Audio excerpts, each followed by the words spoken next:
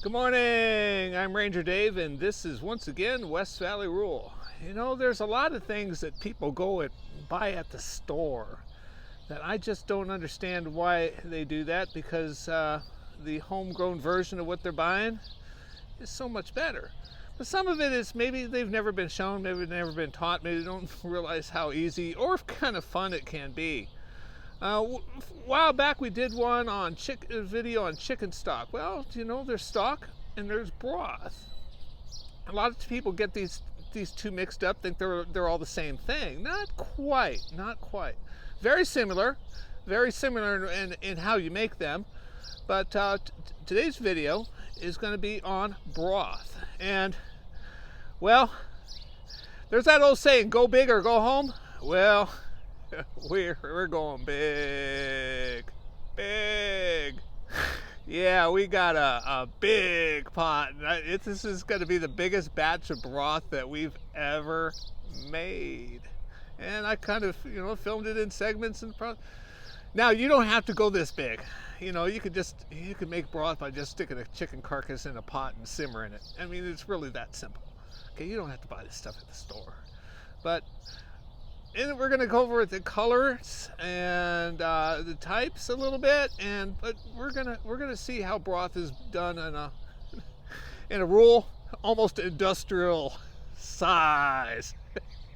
Anyhow, we're going to be talking about broth, so get ready to see about broth. Take notes if you want to, but it's really not that difficult. Once you see the process done, well, I hope that you'll maybe consider, hey, why am I buying that stuff at the store? It's really not that necessary, and it's not that difficult. And then we're also going to can it. So the canning, we've done some videos on canning, and we will probably do more on canning. So my daughter will be covering how to can broth, and it's a little bit more difficult than other things to can. I mean, my daughter's a really good canner. She's canned just about everything you could talk about. She's canned it. Okay, so we're going to be canning broth as well. So we're going to make broth, we're going to can broth, and you're going to see the entire process. So let's get started.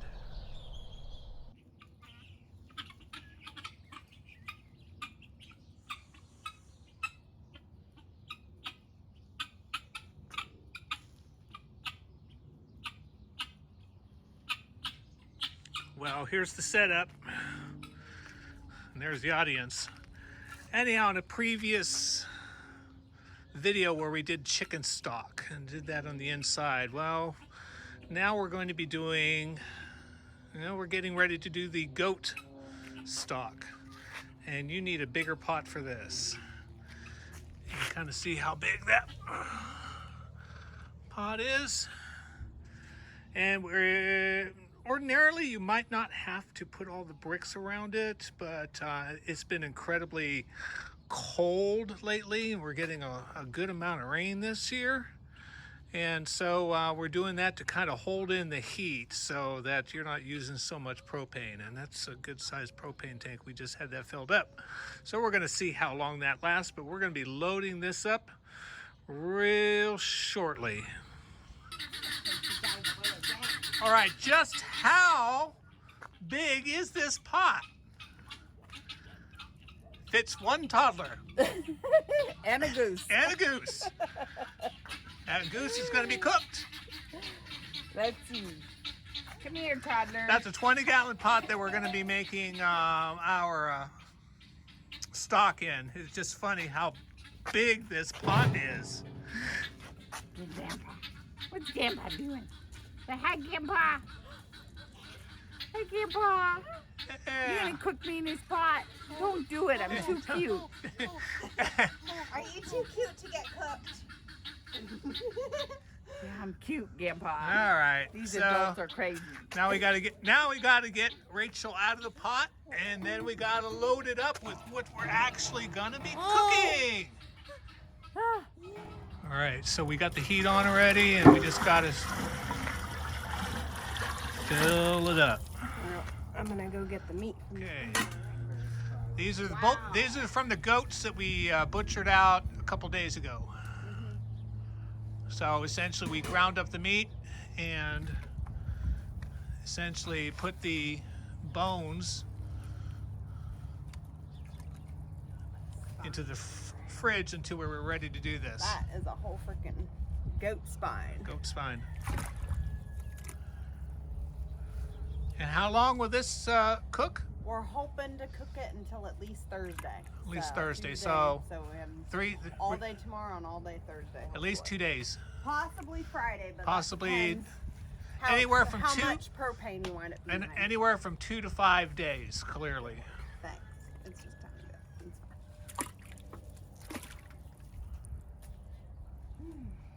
I'd say leave the little stuff until I end and stuff. So it's only been maybe 10 minutes since we put the bones in there, and this is a pretty good setup. Mark says we barely got the propane on, and we're getting a good amount of heat. Let's see how it looks.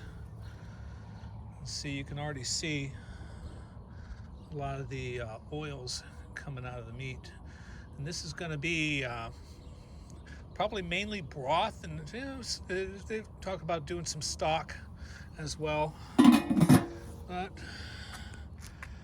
that's 20-gallon pot. How many quarts is that? Do the math on that one. We're going to have to find a lot of storage for this project. All right, for those who might want to know what burner we used to get all this done. Because you got a pot that big, you cannot, sometimes you just can't do it inside. It has to be done outside. But that's what we used right there. All right, so this is the third day. This has been cooking, and we're gonna start canning today. And so we're gonna let this start cooling off. Let's see, take a look at the color. Look at the color of that, okay? That's your marrow, that's your sinews, that's your soft connective tissues, that's what's left of the bone that the meat that you were not able to cut off. And all that's cooked down into a nice base, oily, greasy base, with a lot of flavor. This is what a lot of people are not getting in their daily diets, and that you're having to take pills and vitamins and all kinds of things and medications, because you're not getting something in your diet, and you're off the shelf store-bought bouillon cubes or powders to try to make up for it.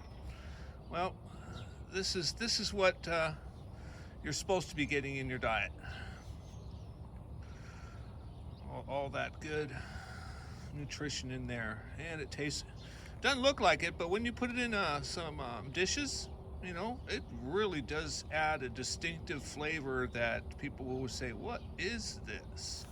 Or what kind of meat is this? Once you start putting that into your dishes, your dishes just stand out, and people do not know why. It's because you're cooking the way it used to be done. So, all right, I want to show you something, how thoroughly these bones got cooked. Okay.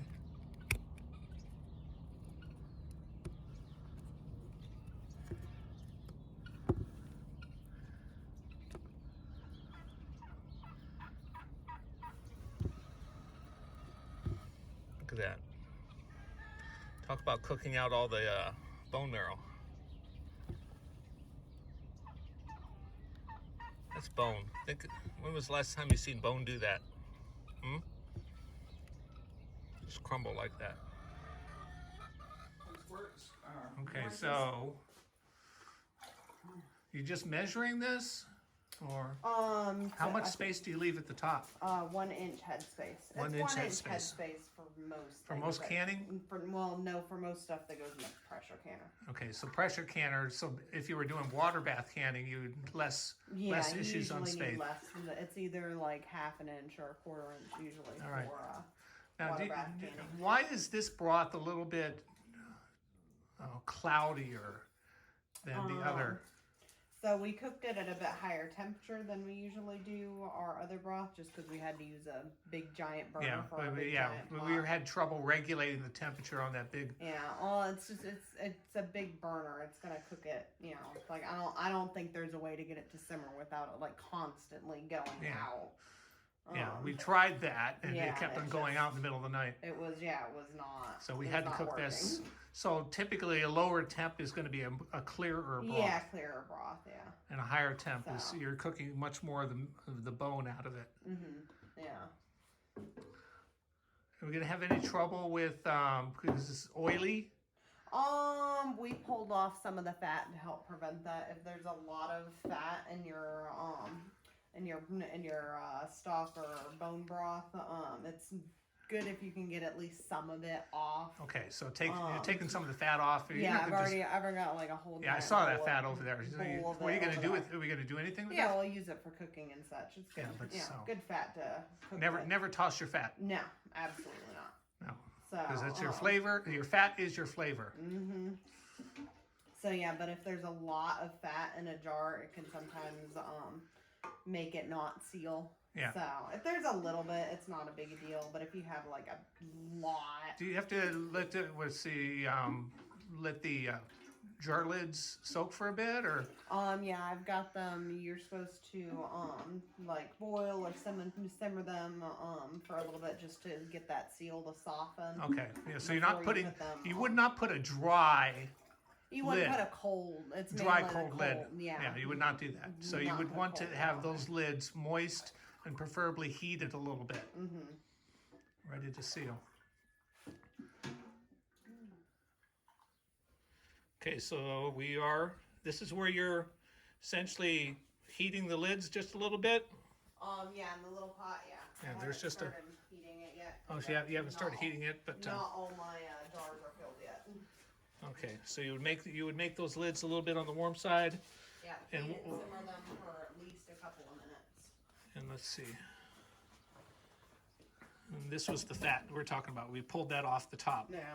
But of course, you're not going to toss that. But if you would have added that into, it would make it less likely to seal. Yeah, you would have had at least like a quarter to a half-inch layer of fat on almost all of those jars. All right. Okay. Okay, so we're loading the canner. Yes, the canners are all Okay, loaded. and then what's the time frame that we're going to be going On with these? 25 minutes at 10 pounds pressure. 25 minutes, 10 pounds pressure. Yeah. Are these pretty dangerous things? I mean, I suppose so. I was scared to use them at first, but Yeah. they're honestly really not that bad. Yeah, it's one of those things. Yeah, they have a reputation, but it's usually if you're handling pressure cookers in the proper way, it's no big deal. No, not. All right, so how long is this going to take to heat? 20, what did you say? So once it gets to 10 pounds pressure, they will cook for 25 minutes. So at is that. this on a high heat or low heat? I just had it on low while I was So loading if you're going to it, bring it so. up 10, you're going to bring it up to 10 pounds. So, So if high you're- heat or medium heat to get there? High heat to get there. What you're looking for is, regardless of you're looking for that 10 pounds pressure. Yeah, so what's gonna happen is they're gonna heat up. This pressure thing will pop up Okay. once That once pressure- that has popped up and is locked in the pressure and stuff, it'll start venting from this spout right here. You let it vent for at least 10 minutes. That just helps get as much air out of there as possible. Because you want the air out. You got to. It's the heat. Yeah. Yeah, the heat. It gets the air out. Yeah, so that way, if you don't vent it, that's when these That's when they're things, bad. They could potentially. So you explode, want the so. heat coming out. Yeah, so you want. I mean, the heat and air coming out. Yeah, you want the air coming out for at least 10 seconds, and then the weights get put on there. And that's where And you these get your are- famous. Yeah, the little the jigglers, as Yep. they're called. So these are have 10-pound weights on them. So then they get put on there, and then the pressure will build. And once you reach 10 pounds pressure, then you start your timer for 25 minutes for stock. All right. Well, we'll keep an eye on this. Yeah. Okay, just a few minutes. And it's starting to go. 10 pounds. So this is where you start the timer on that other one. Yeah, Okay, we're we're not going to quite start the timer on this one quite yet.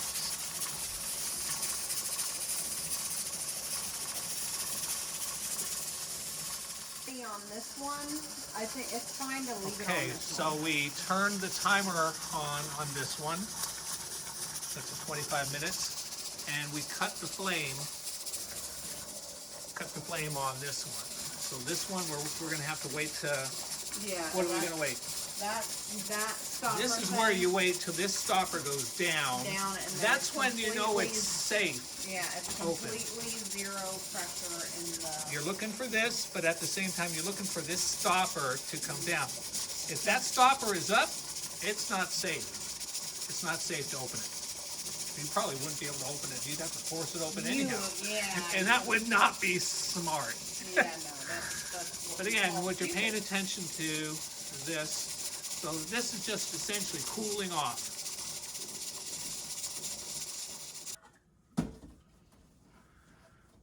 Okay, so both, those are down. Okay.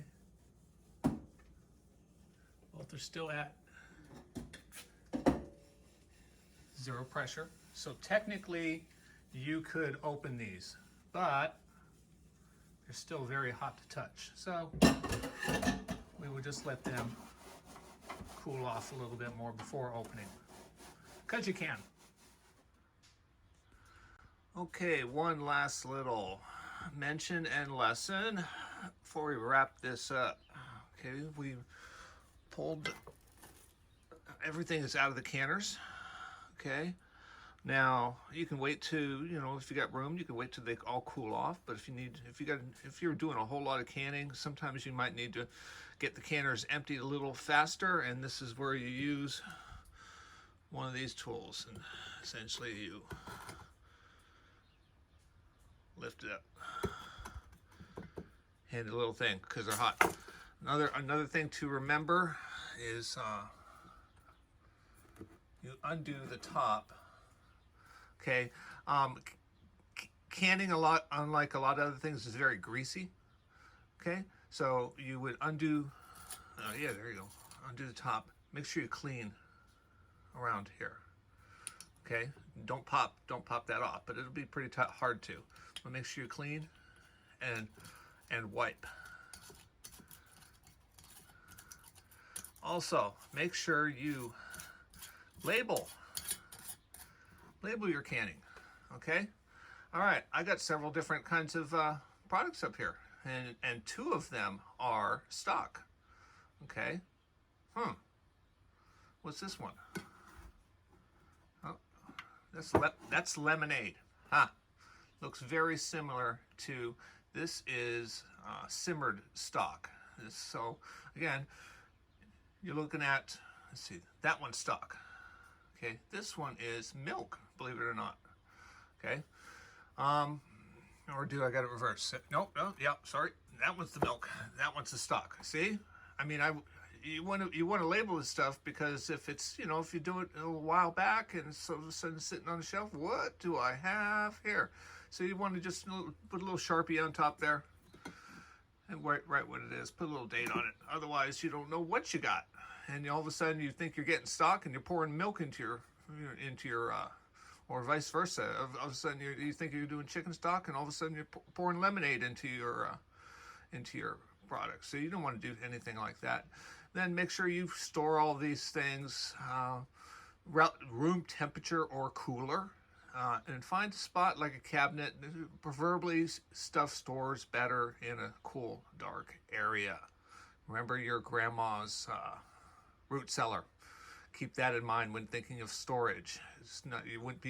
Root cellar isn't out in the open and underneath the sun. Okay, think of it when you think about storing your canned products. Think of your grandma's root cellar. What kind of conditions were there? Because things stored well there. All right.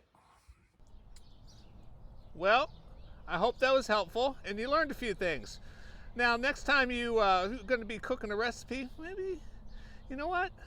Think about using your own broth next time rather than going to the store. Your home stuff is so much better, and I hope you've learned a little bit about it, how to make it, and what you can do with it, and that you can add this to your list of skills that you're learning in a rural area and apply them in your life and teach them to your kids. I mean, you know, they should be learning these things. Your grandparents knew how to do these things, and now you need to learn them and pass them on to your kids. And let's keep this process going. Okay, this has been Ranger Dave for West Valley Rural, and we'll see you next time.